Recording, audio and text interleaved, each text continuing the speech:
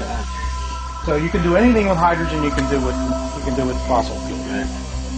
And this is all, this is all rock hard technology. The space shuttle has used fuel cells every manned mission since Apollo for the last, 50 years. Solar panels have been around since. It makes you wonder why we're not using them. It doesn't make any sense. Well, it's pretty easy to see why. Like you were saying, yeah. The last 8 years of Bush. Yeah. The oil companies didn't need a lobbyist. No. He was in the White House. So what do you do with the waste? What do you say to people that maybe have concerns over hydrogen being unsafe as far as first of all, as far as hydrogen safety goes, when you're using it at low pressure or compressed like that, the energy density is not there. Okay. All right, if you have a leak with a propane, it sits at the bottom and waits for an ignition source, then all of the energy goes up all at once. Hydrogen, since it's lighter than air, this tank weighs as much as an empty tank. No way. Can I? Yeah, go ahead, pick it up. That's full. Wow, this is full. Yeah, full. Hydrogen weighs no more full than empty. Wow.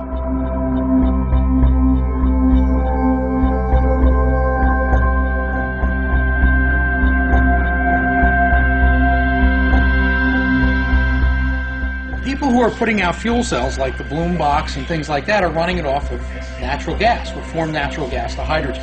That's what's called brown hydrogen. Okay. All right, which means they could get the funding from the gas companies to build those fuel cells because they were turning it. They were trying to make a dirty fuel look clean. Right.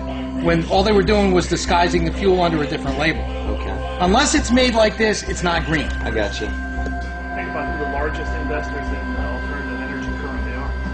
What are you talking? Yeah. GE, Shell Hydrogen, Shell Hydrogen. BP Hydrogen. They're It's investing the oil in wind, companies. They're investing making in their dirty solar, fuel look clean. They're investing constantly in new technologies because they know as it slowly gets replaced, they want to be in place to be in control of it. Right. That's really. But this is too far ahead of them because this doesn't use any fossil fuel. You can buy an oil well, you can buy a coal mine. You can't buy a piece of sun. Yeah. He who doesn't change goes the way of the dinosaur. Yeah. We're going to be extinct. And we have to change. In this country, it's hard to change.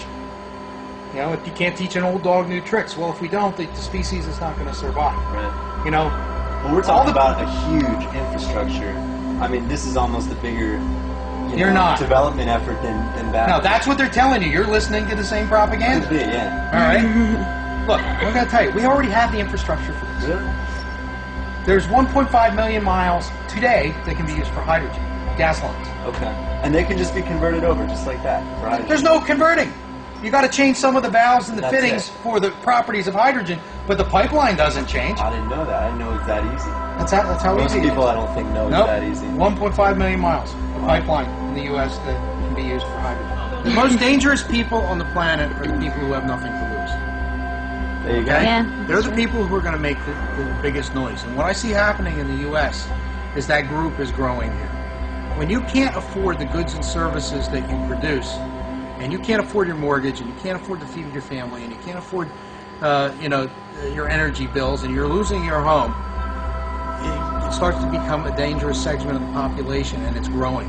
And there's going to be revolution. That's how you're going to get change. Think about how much solar that you could put. You could put, a 100K system on every man, woman, and child for what we spent on wars in the last 10 years. It's ridiculous. The trillions of dollars. And then we're still spending. Yeah. That we're still spending. People think oil is the price you pay at the pump. Oil is not the price you pay at the pump. People forget the chain, the wheels to well of how this thing happens. You know how much energy actually gets used out of gasoline or diesel fuel by the time it gets to you? About 3.5 times. It's got to be trucked all the way from Saudi Arabia, pumped out of the ground, drilled. Then it has to be protected by a whole fleet of ships in getting here so it doesn't get hit by the Somali pirates. All right, then it's got to get to the refinery where it's got to be refined, and then it's got to be distributed, then it's got to be trucked, wholesaler to retailer, and it's got to be taxed 19 times before it gets to you. It's insane. The whole system is insane. Why do you think petroleum is unregulated? It's the only utility that you have to have that's a necessity. It's unregulated. When Reagan came in office, that's what he did. He deregulated oil. Right. After the last oil crisis, he said, let's let the market control the prices. Well, you see how that worked, didn't it? In 2000, It holds the world record for a hydrogen car by about 3 times. So this is a fuel cell vehicle you built in 2000. 2000. It won the President's Award for the Environment in 2000. Awesome. All right. The vehicle goes 0 to 60 in 6 seconds and tops out at 130 miles an hour. 6 seconds? 6 seconds. Wow. This will outrun a Corvette in a quarter mile. Yeah, that's crazy. Okay, it's got a bus engine in it. It's got a 104 horse electric motor.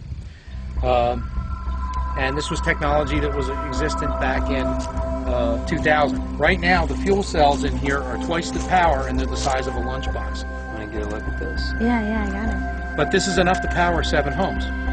Really? Wow. Yeah, I powered this house here for almost a year just off of the car. There's a plug in here. I can pull this out, and I plug it into the inverters in the house. Wow. Now, I noticed it's got a little solar power. Yeah, it keeps the service battery charged. You know, to run the 12 volt for the lights and the low voltages. So you can basically charge up at home with your hydrogen as much as you need for your car. Go out, come back. Yeah, you had a power failure, you can plug your car into your house. Wow. Now, once these tanks are filled up, or the fuel cells are filled up, the fuel cells run on hydrogen. It's in the back. This car has a range of 472 miles. 472 miles. That's about a full tank of gas. That's more than a full tank of gas. That's more than a full tank. We have a hybrid we're running, and this is about 400. And this is a full-size car. Yeah. Now, if you have a hydrogen vehicle, it gets the equivalent of about 75 miles per gallon for an SUV. Okay. Because the fuel cell is about 55%, an internal combustion engine is about 15%. The hybrid may be 20. Yeah. The other thing that's interesting about this car is that it's called an AIV. An AIV is an aluminum-intensive vehicle. There were 20 of these cars built by Ford Motor Company and Alcoa Aluminum at a cost of $33 million. They wanted to test the crash-worthiness of aluminum vehicles, the safety. So they crash-tested 17 of these cars. And they crash-tested safer than the Mercedes 300D, safest car in the world. Really? And yeah, this car weighs 70% less than the average car because it's built out of aluminum. Just to give you an idea, I grab that. That's carbon aluminum. These are the rotors that are on this car. The whole car is aluminum. So, what was the everything not is using it? Well, back to what I told you before. It's basically you want to build a car that will never rust. You know, people buy cars every 2 or 3 years in Rochester. Because the car rots out. It has to just get past the warranty. Insane. And they blame it on the salt in the roads. This one would never rust. This is forever. How much a car like this cost to produce? Believe it or not, they could produce it for not much more than a regular car, but it's back to selling more cars. If you build something too good, you put yourself out of business. Make your money in parts. They make their money in parts and service. If you have a vehicle that has no service, building the best mousetrap is not always the solution to being successful. It's building one that you have to keep buying. It's like curing a disease. The drug companies learned when they cured polio, there was no more repeat business. They haven't cured another disease since. You know, we come into this world with nothing. We live a block of time, no matter how short or long that may be. What we do in that block of time defines our existence on this planet forever. And the people that we touch every day, like I'm touching you guys, you know, and the things and actions that we do, and how we live our lives. All right, people are all consumed with the wrong things in life. Money is important. Money's not important to me. Legacy is important. You know, what kind of thing am I going to? What kind of condition am I going to leave this planet in for the next generation?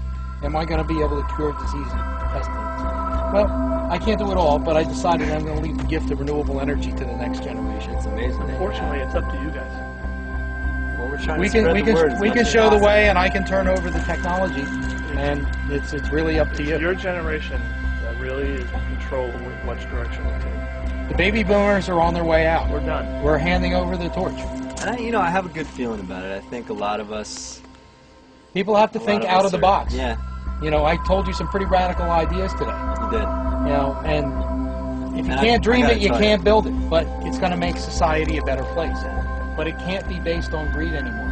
What does money mean if you've destroyed the whole planet around you, if there's no place to live?